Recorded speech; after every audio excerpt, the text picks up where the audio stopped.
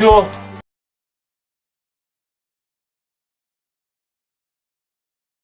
네, 미추홀TV 2018년 기획특집을 마련했습니다. 아이들을 키우는 우리 부모님들 어쩌다 부모가 되어서 힘들고 좀 서툰 나날들을 보내고 계실 텐데요. 오늘 괜찮은 사람들의 이문숙 대표님을 모시고 프리미어 부모가 되기 위해 강연을 듣고자 합니다. 먼저 안녕하세요. 안녕하세요. 네, 우리 이문숙 대표님 자기소개 부탁드리겠습니다. 자기소개. 저는 괜찮은 사람들 인재개발원의 대표이면서 전국을 다니면서 CS 강의부터 시작해서 강의를 10여 년 하고 있고요. 지금은 부모 교육이 너무 필요하다는 생각을 가지고 이렇게 제가 자발적으로 방송을 준비하게 됐습니다. 물론 괜찮은 사람들에서 함께 일하고 있는 강사님들 덕분에 많이 응원해 주시고 해주셔서 이렇게 좋은 프로그램을 준비하게 됐습니다. 네, 여러분 안녕하세요. 이렇게 어쩌다 보면 포럼에서 준비한 이렇게 강연에 와주셔서 너무 감사하고요. 저는 전국을 다니면서 강의하는 강사입니다. 강사인데 강의를 다니다 보니까 이런 CS 교육, 스피치 교육, 뭐 이런 친절 교육이 필요한 것이 아니라 그 전에 부모 교육이 더 필요하겠다는 생각이 절실히 들었습니다. 제가 대학에 가서 가끔 취업 전 친구들 만나서 한 3시간 정도씩 인성면접 코칭을 하거든요. 그런데 웃지 않아요. 인사하지 않아요. 배어있지 않습니다. 그런 아이들을 3시간 동안 훈련하는 건 정말 저에게도 너무 가혹해요. 그래서 이 아이들이 왜 이렇게 웃지 않을까 생각해 보면 그 부모도 웃지 않을 거라는 생각이 들어요. 그래서 제가 사명감을 가지고 돈 벌기 위한 강의보다는 이렇게 그래도 인천에 살고 있는 제가 인천 시민으로서 인천에 계신 엄마들만이라도 좀 함께 소통하고 좀 어떻게 하면 좀 행복한 육아를 할 수 있을까. 그래서 여러분 이런 방송을 준비하게 됐습니다. 이 방송은 미추홀TV가 협찬해 주시고 제가 열심히 준비해서 이렇게 여러분 모셨습니다. 너무 감사하고요. 오늘 준비한 내용은 아동학대에 대한 얘기예요. 뭐 요즘 너무 흉흉한 사건들도 많죠. 어떻게 하면 우리 아이들을 피해자로 만들지 않고 또한 가해자로 만들지 않을지 우리가 이 대한민국을 이끌어가는 기성세대로서 책임감을 느끼고 배워야 되지 않을까라 생각합니다. 괜찮으시죠? 네. 아유, 어떻게 한 100명 온 것 같아요. 네, 좋습니다. 너무 감사하고요. 자, 혹시 11월 19일이 무슨 날인지 아시나요? 네. 손 들었어요? 아동학대 예방의 날.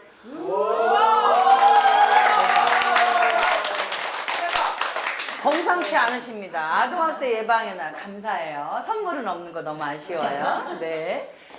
자, 아동학대 예방의 날 맞습니다. 2000년에 인도에서 시작했는데요. 우리나라 2007년도에 들어와서 이것이 왜 시행됐는지 좀 우리가 알아야 될 것 같아요. 어떤 이유냐면 이런 교육받고 뭔가 좀 교화되라 이런 의미도 있지만 사실은 여러분 우리가 모두 신고 의무자가 돼야 돼요. 현재는 신고 의무자가 누구냐면 이런 교육기관에 몸담고 있는 사람이 만약에 아동학대를 목격했는데 신고하지 않으면 과태료 500만 원 이하거든요. 그런데 사실은 제 생각은 그렇지 않아요. 우리가 내 새끼만이 아니라 내 아이만이 아니라 우리 동네 아이들도 아동학대를 본다 그러면 아주 민감하게 봐주시고 대처해야 된다는 생각을 해요. 그래서 11월 19일 오늘 이후로는 잊지 마세요. 네. 이 방송을 보시는 분들도 11월 19일이 그런 날이구나 라고 달력에 동그라미 쳐주시는 여러분 그런 마인드 가져주시길 바랍니다. 아동학대의 정의 한번 봐야겠죠. 여러분 나도 아동학대 한 번은 했다 라는 제목 어떻게 마음이 쿡 찌르시나요? 확 찔리세요? 네, 저 오늘 아침에도 아동학대 했어요. 우리 아들이 5학년인데 그 아파트에 이렇게 옵션으로 그 칫솔 건조대가 이렇게 돼 있는 거 제가 아끼는 거거든요.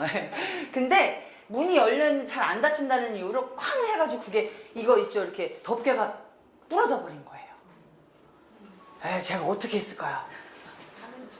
아니 이걸 왜 세게 닫아? 내가 너 세게 닫으면 기분 좋아? 나쁘지? 얘도 마찬가지야. 그러면서 그 떨어지는 그 뚜껑 갖고 머리를 한 대 통 때렸어요. 여러분 되게 저 나쁜 엄마죠. 네. 그래도 노력하는 엄마라서 어떻게 했냐면요 그 뚜껑을 끌어안고 반성했습니다. 이거 때리는 것만은 하지 말걸. 순간에 내가 화를 참지 못했구나. 여기서 제일 미묘한 감정을 제가 읽었는데 뭐냐면요. 제가 얘를 이해하지 못하고 있더라고요. 나 같으면 절대 세게 안 닿을 텐데 왜 세게 닿지? 예, 그래서 오늘 그런 얘기도 할 거예요. 내 화를 어떻게 관리할 것인지, 순간순간 들어오는 그 화를 어떻게 스톱할 건지 이런 얘기도 좀 해봐야 될 것 같아요. 아동의 날의 정의가 뭘까요? 아동의 날. 아동학대. 아동복지법 제3조 제7호에 따르면 아동학대란 보호자를 포함한 성인이 아동의 건강 또는 복지를 해치거나 정상적인 발달을 저해할 수 있는 신체적, 정신적, 성적 폭력이나 가혹행위 또는 아동의 보호자가 아동을 유기하는 것이나 방임하는 것, 이 모두를 아동학대라고 해요. 자, 학대 얘기가 여러분 웃게 만들진 않은데 최선을 다해서 웃어주세요. 왜냐면 웃어야 긍정적이고요. 웃어야 기억돼요. 네. 아니면 너무 우울하거나. 네, 정말 그래요. 그래서 오늘은 울 순 없잖아요. 그죠? 울 필요까지는 없으니까 웃어주세요. 자, 그러면 아동의 정의는, 아동은 도대체, 아동 학대에서 말하는 아동의 나이는 도대체 몇 살일까요? 이렇게 또 분위기가 아까까지 되게 좋았는데, 그죠? 이것도 질문하면 또 힘들어져요. 어떻게, 몇 살일까? 저기 뒤에 어머니 대답만 해주세요. 카메라 안 가니까. 태어나서 고등학생까지. 어디서 본 거예요? 근데 보통 엄마들이 아동이라 하면 태어나서부터 한 유치원 12세, 초등 6, 요 정도까지 생각하는데 아니고요. 아동 학대에서 말할 땐 고등학생까지. 그래서 고등학생 키가 190이 넘고 이래도요. 그 아이가 학교에서 당하는 학대, 집에서 당하는 학대, 자기가 처한 어떤 조직에서 당하는 학대에 대해서 아까 11월 19일 뭐였죠? 우리가 의무, 신고 의무를 자격을 갖고 있어요. 그래서 그런 것들을 민감하게 봐주시고 예민하게 대처해 주시기를 부탁드리겠습니다. 네. 자, 제가 이번에 방송 되게 나름 야심차게 준비해갔고요. 엄마들 다니면서 인터뷰를 좀 땄어요. 과연 엄마들이 아동학대를 어떻게 생각하고 있고 또 아동학대는 나는 얼마나 하는지 아주 진솔한 이야기 담아왔습니다. 아동학대의 정의나 아동학대를 하고 있는지 잠깐 얘기해 주실까요?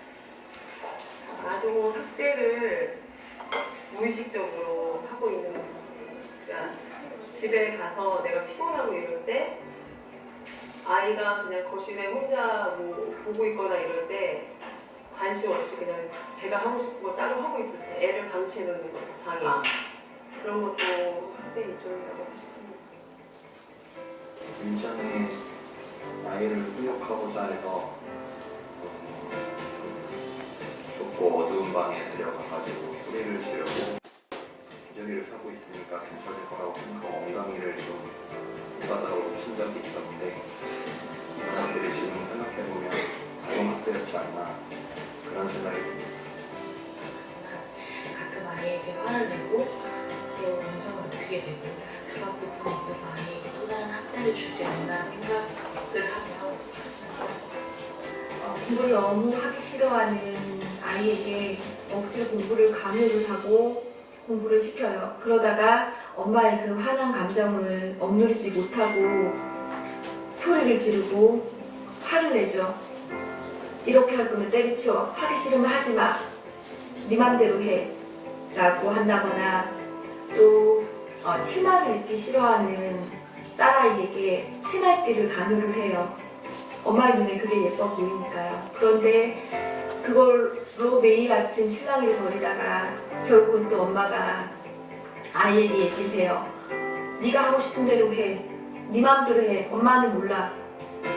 라고 얘기를 하는 것, 그런 말과 행동들이 다 아이들에게 상처가 되고 트라우마가 남지 않을까. 제가 세상에서 가장 가까운 남편에게 여보 저 살림도 하기 싫고 밥도 하기 싫어요. 너무너무 힘들어요 라고 했을 때 남편이 그 마음을 읽어주고 위로를 해주지 않고 하기 싫으면 하지 마. 다 때려치워. 네 하고 싶은 대로 해. 라고 하면 그게 얼마나 슬픈 일일까. 정말 상처가 되는 일이 아닐까. 어른인 저도 그런 얘기를 들었을 때 상처일 텐데 아이들은 세상에서 가장 사랑하는 엄마가 그런 얘기를 하면 너무 큰 상처일 것 같아요. 존중해주지 않고 부모 같은 경우에는 자기 소유물 또는 선생님 같은 경우에는 그 아이를 존중하다기보다 자기가 일을 하는 그런 하나의 대상으로 보기 때문에 쉽게 학대라는 그런 것도 하게 되는 거예요. 예를 들면 이제 부모가 아이 앞에서 싸우는 모습을 아이한테 보여주는 모습들이 아이가 그것들에 대해서 정신적으로 힘들어하면 그것도 아동학대. 학대란 무관심이라고 생각합니다. 우리 아이가 뭘 좋아하는지, 또 무엇을 하고 싶은지, 또 무엇을 싫어하는지 정확하게 알고 돌봐야 되는데 그렇지 않고 무관심하게 방치한다면 정말 그게 모든 아동학대의 시작이라고 생각합니다. 하나의 예로는 부부싸움에 완전히 노출되는 아이들 또한 아동학대를 당하고 있다고 생각합니다. 부부싸움이라고 했을 때 그 속에서 이루어지는 폭언, 폭행들을 그대로 아이들이 들으면서 그 순간 느끼는 공포와 심리적, 정서적인 불안함은 일어나요. 그래요. 엄마가 막 힘들다고 하면 애기도 막 눈치를 보고 하면 그게 아동학대라고 생각을 하게 되더라고요. 그래야지 제가 행복해야지 아기도 이게 건강한 정신을 가지고 아기답게 생활을 할 수 있다고 생각해요. 예를 들자면 똑같이 4개의 학원을 다녔을 때 본인 스스로 하고 싶어서 다니는 경우에는 상관이 없지만 부모님의 욕심 때문에 강압적으로 학원을 다니게 했다면 그것은 아동학대에 해당한다고 저는 생각을 합니다.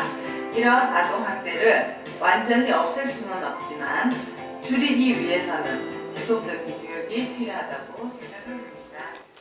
자, 마지막 어머니 제가 시킨 거 아닌데 교육 얘기를 해주셨어요. 너무 센스 있죠. 그래서 교육을 지속적으로 받아야 된다. 그런데 예를 들어도 학원 4개로 예를 들더라고요. 학원 4개 자체가 아동학대가 아닐까 그런 생각을 저는 좀 했습니다. 여러분 느끼셨어요? 지금 전반적으로 어때요? 신체적인 학대 얘기는 없죠. 당연히 성적 학대 얘기도 없으세요. 우리 가까이에서 왜 아동학대를 한 번씩 다 했다라고 제가 단언하냐면 방임과 정서적인 학대는 우리 가정에 너무 많다. 네. 여러분이 그것을 지금 어머니들 지금 표정처럼 정말 목이 떨어져라 이렇게 끄떡끄떡 해주시는 이게 시작일 거라고 생각해요. 느끼고 체크하고 반성하고 그렇다고 또 끝이 카타르시스를 느끼고 또 다시 원점이 아니라 이런 교육을 통해서 하나씩 제거해 나가야죠. 지금 한 100가지 하고 있다. 아동학대를. 100가지 안 될 것 같죠? 됩니다. 네. 그럼 99개, 98개 이렇게 줄여나갈 수 있는 오늘이 되시길 바라요. 자, 아동학대 그냥 다 실태지만 대충 좀 한번 정리를 하면요. 신체적인 학대 있어요. 신체적인 학대. 당연히 신체상의 어떤 그 손상을 주고 폭력을 하는 것 그리고 훈육을 목적으로 체벌하는 경우가 제일 많아요. 이렇게 하면 안 되지. 이렇게 하지 말라 그랬지. 늦게 오지 말라 그랬지. 정서적인 학대는 모욕감을 주거나 고함을 치거나 그러긴 하는데 이걸 또 유머로 포장하는 경우도 있어요. 여러분 그 축소 전환형 부모 유형이 있거든요. 뭐냐면 사실 A 때문에 애가 슬픈데 B로 확 전환시켜버려요. 자, 애는 물고기가 죽어서 힘든데 갑자기 피자를 시켜주겠대요. 알았어 피자 시켜줄게. 그런 엄마들이 이럴 확률이 높아요. 사실 힘든 건 따로 있는데 그것을 엄마한테 학대받은 것 같은데 엄마가 날 웃겨버려. 이것도 잘못된 거죠. 정서적인 학대라고 보고요. 상대방을 굴복시키기 위한 목적이 좀 있습니다. 그리고 방임학대는요.